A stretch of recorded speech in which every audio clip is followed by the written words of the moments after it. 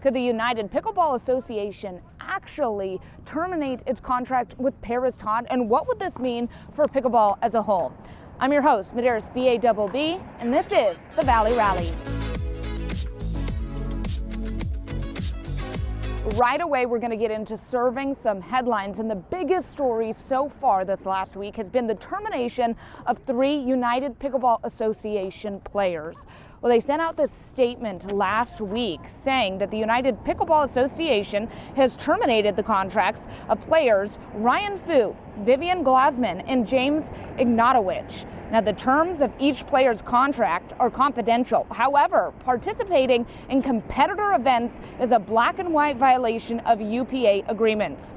UPA and its leading properties, the PPA Tour and MLP, have put significant resources into building goodwill, branding, name recognition, which, when leveraged by competing organizations, contradicts our efforts to build and grow pro pickleball's business. Now, Paris Todd also participated in this event after initially reaching out for permission to do so with incomplete context. Leadership is still reviewing the full details, and discussions are ongoing regarding the appropriate consequences, which could range from a fine to suspension, if warranted, termination. We will continue to communicate the final outcome once that decision is made.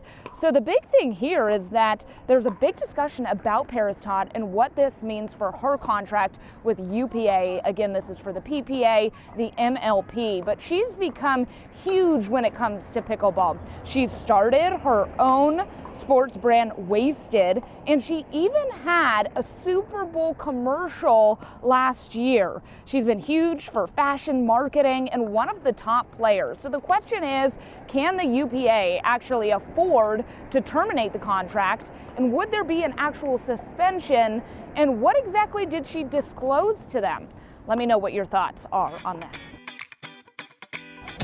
All right, last week I told you about some festive activities that were happening in the Valley, and I want to continue that with another event that is happening on December 20th.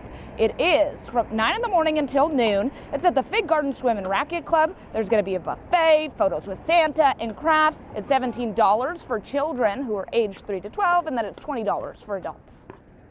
One of the biggest questions locally is, when are there going to be pickleball courts in Clovis? Right now you can play at Clovis West or you can play at Clovis East, but you have to bring a net. And so I recently caught up with the mayor of Clovis, Vong Manartua. Here's what he had to say. You know, I have to ask about it because I'm huge into the game, but pickleball, what's going to happen with the courts in Clovis? I know there's been like a lot of push. There is some stuff that happens at the activity center. Yeah. There's been a little back and forth between dancers and that, but is there a plan in place in the future to get some physical courts? Yes, everything is about funding and also the physical space. And so once we identify, it'll come before us. We're doing a general plan update, and that is an excellent time for the community, along with staff, along with the consultant, to sort of reimagine where are the public spaces, where do we want them, and what do we want in them. And in that, we also have youth members who are on this general plan update, so we can actually hear from those who will live here 40, 50 years from now, and how they imagine what the city will look like.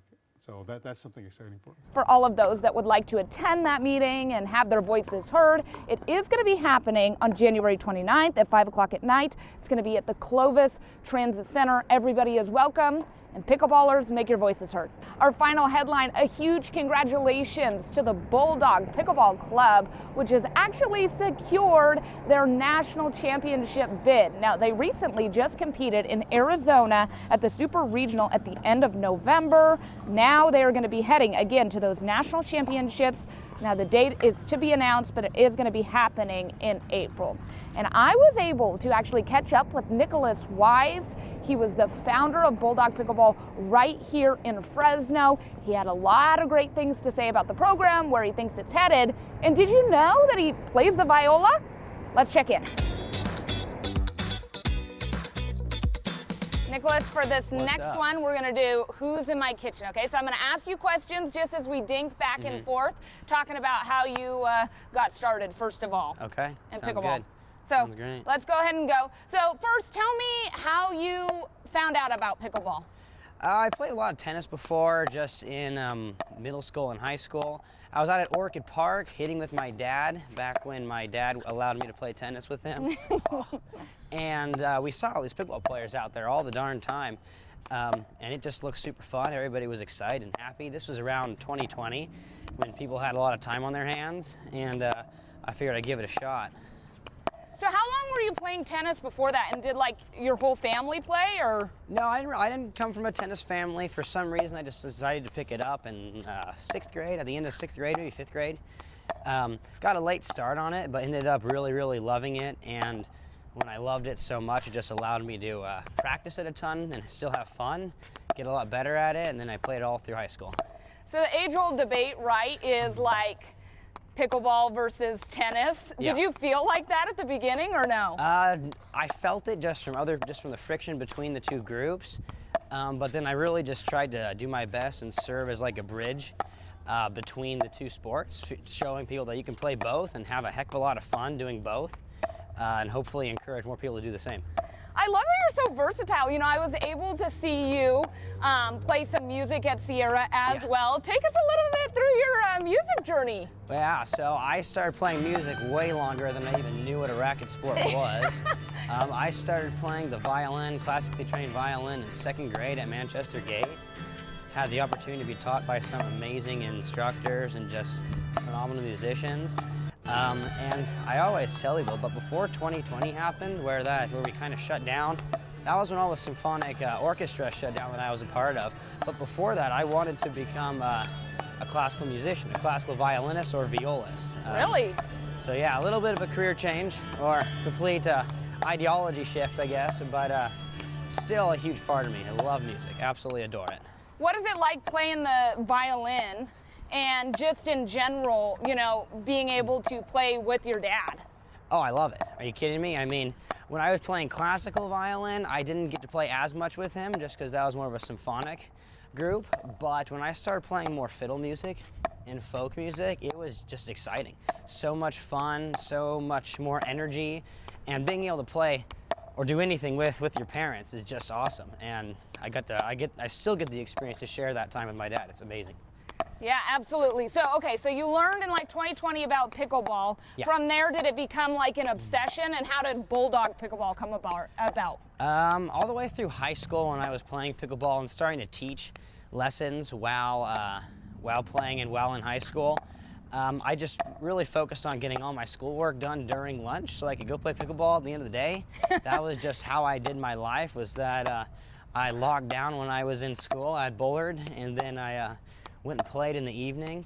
But then, God, after I started playing, after I started teaching for a little while, and just meeting a ton of people, it eventually got out that I met with the tennis coach here, Coach Denise D, who has been an absolute blessing to the program, and she was the one who really pushed me to get it going, just gave me that final nudge that I needed to start it then, instead of like waiting a year to think about it. Yeah. Which in retrospect, I could not be more happy with how that happened, because if I would have waited, I mean, I now realize how much work it was. Yeah. So waiting that extended time would not have been good. So thank you to Denise and just the whole entire community, all my friends from pickleball and from my family, just kind of pushing me to get that going and start that up.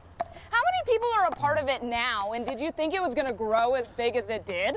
I'm not surprised it grew as big as it did at all, because I knew I was going to work my butt off to make it awesome, and I know that the sport of pickleball trends greatly. Like, it's really, really popular.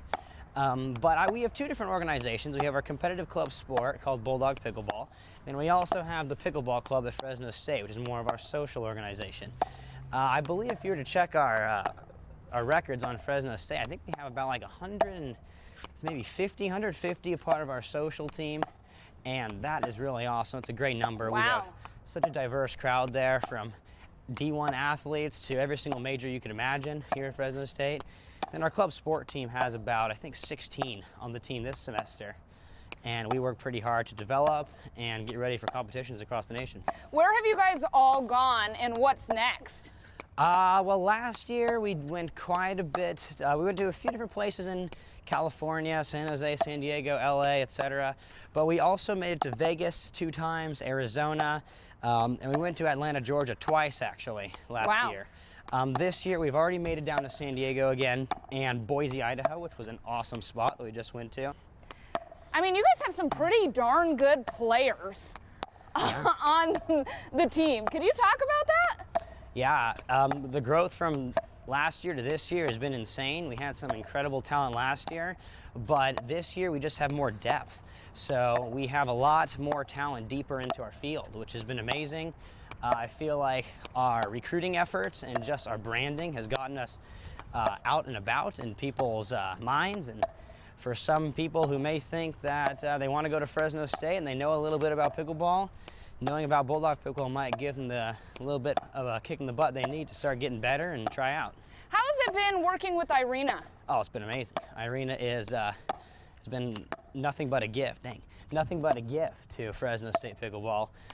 She's always out and about when she can. I mean, she's a busy lady on her own right. She plays a lot of tournaments and commentates and spectates a lot of events. But yeah, she has been incredibly helpful. How did that connection come about? And for people that aren't familiar with Irina, give a little bit of background. Yeah, here we go. Let's go, Irina. I'll give you a little plug right here. So Irina is renowned, widely known as the Major League Pickleball GOAT. She has won an absolutely insane amount of Major League Pickleball titles. I don't have the number right off the top of my head, my bad. But she's won 1 million Major League Pickleball titles, countless Grand Slam tournament titles on the PPA and the APP tour, mainly on the PPA these days. And she's also a phenomenal coach. That's where she really helps us out, is being local in Fresno has just been awesome. Yeah. To share her wisdom with us. Yeah. You also, do lessons, Nic. Yeah. You're all around, and you've really helped quite a few people as well. How has it been also, coaching others, and what do you get out of that? Oh, it's great. I mean, coaching has become a passion of mine for quite a few years now. I don't know exactly why I decided to go start doing it, but I did, and I could not be happier that I chose to do that. It's exciting, it's fulfilling, it makes me feel good about myself that I get to help other people out. Because I really genuinely care about people getting better. My lessons, I don't really teach lessons just to, just to have fun with people. Like, we're trying to get them better. It's gonna be fun in the process, but I really give them my all, create lesson plans, and put a lot of thought into my lessons to make people better and to make them have a more fulfilling and satisfying pickleball experience. What do you hope for the program here at Fresno State in the future? I mean, would you like it to become sanctioned one day? It's going to trend that way for sure. I mean, we could talk about the politics behind that for forever. Personally, at least while I'm here, I definitely do not want it to become an NCAA sport. The amount of restrictions and policies and just everything surrounding D1 athletics these days is heinous. So I'd like to avoid that for my sake as long as possible. I also know that it will go that way eventually, because at some point there will be enough money in pickleball that colleges and also the NCAA itself will need to bring it in just for revenue's sake. Yeah. However, we're not there yet, thankfully. Yeah. But yeah, I mean, I would like it to become that way, just so there are more regulations. But right now, we'll keep it where it is, so I can survive with my daily life and just keep on trucking. How can people support Bulldog Pickleball? Well, first of all, community support is the only reason we've survived thus far. I'll be straight up honest. Yeah. Our sponsors and just some benevolent community members they fund our very existence. But the ways you can support Bulldog Pickleball, definitely just give us a follow and like on Instagram and Facebook. That's at Bulldog Pickleball on Instagram and Fresno State Pickleball Club on Facebook. We try to post a lot there to keep people up to date. And then if you feel so very moved to financially give us a financial contribution, both our Venmo and our PayPal is at Bulldog Pickleball, no caps, no spaces. And that would mean the world to us, because that shows us that we're doing something right. You guys also have had some football players out here. I've seen that on the Tuesday nights. First of all, talk about what you guys do on Tuesday nights. and how people can find out about that. And then also to see, you know, Warner out here. Yeah. He's been out here several times. Quite a few times. So on Tuesday nights, we have Pickleball After Dark. That's an event that we have kind of coined our social open play night. We have a lot of student participation, a few community members come out too, and that makes for a fun evening. On the third Tuesdays of every month, we partner with FCA, Fellowship of Christian Athletes. That's a very large and awesome organization here at Fresno State, and a lot of athletes are a part of that, including a lot of football players. That event kind of got E.J. Warner and a couple of his other football and basketball and soccer and all their buddies to come on out, and surprisingly, he's been a repeat customer. So I guess the pickleball bug got to him. I know, and, the pickleball bug yeah. did bite. What has been your favorite tournament that you've played so far? And I mean, you're pretty darn good yourself, Nick. Thank you. But my favorite collegiate tournament, probably just this past APP tournament in Boise, Idaho. I mean, APP, credit to Dominic Catalano and Susanna Barr. They upped their game, and they are putting on phenomenal tournaments. I am super excited to go back to one of their tournaments again in the future, and hopefully their nationals. Well, actually, we'll definitely be at their nationals. We got the qualification bid. Wow. But that APP tournament in Boise was just so well run. It was just such a beautiful event, and I'm excited to go back.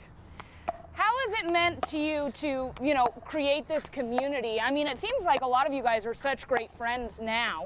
And did you know everybody beforehand, or take us through that? Definitely no. I mean, it's been a phenomenal experience getting to meet all these cool people and just engage with such a great group. And of course, I definitely did not know all these people. You would think that I would know all of them just because I know a lot of people who play pickleball in the area. But still, every single time we host an event or run tryouts, I'm like, holy crap, this guy is great, or this gal is just awesome. And they're a great person, they're great at pickleball, they're doing awesome things academically, and it just becomes an awesome friendship, honestly, with amongst all of our team. Yeah. Biggest pickleball pet peeve? Do you have one, or etiquette-wise? Pet peeve, God, hold on, I gotta think. I wasn't prepared for this. God, I don't know. I mean, I don't know, honestly. Biggest, God, that's a lame answer, Nicholas.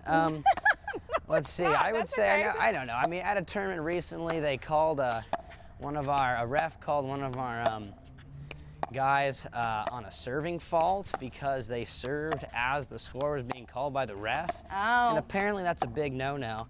I knew that was a big no-no, but it was so loud in the indoor facility that you couldn't really hear them calling the score. But yeah, I don't know, that was a pet peeve just because it really freaking pissed me off, I'll be honest. I was giving the head ref crap for quite a bit, to no avail. Yeah, that's kind of annoying. I don't know. Yeah. Favorite pickleball memory that you've had through your career? Favorite pickleball memory? Oh God. I mean, getting signed by Selkirk when I was, oh my God, was I like 15 or 16 years old was just amazing. It was really fulfilling. It happened around the same time I got my certification to teach pickleball, so that was a double whammy there. That was really awesome.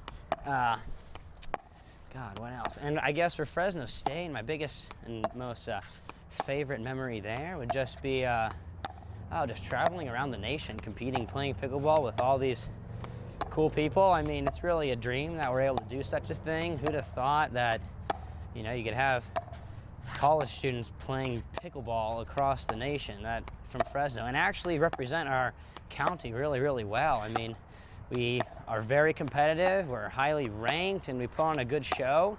Yeah. And the best part of it all is that people don't even know where Fresno is. I know. So many people ask us, where is Fresno?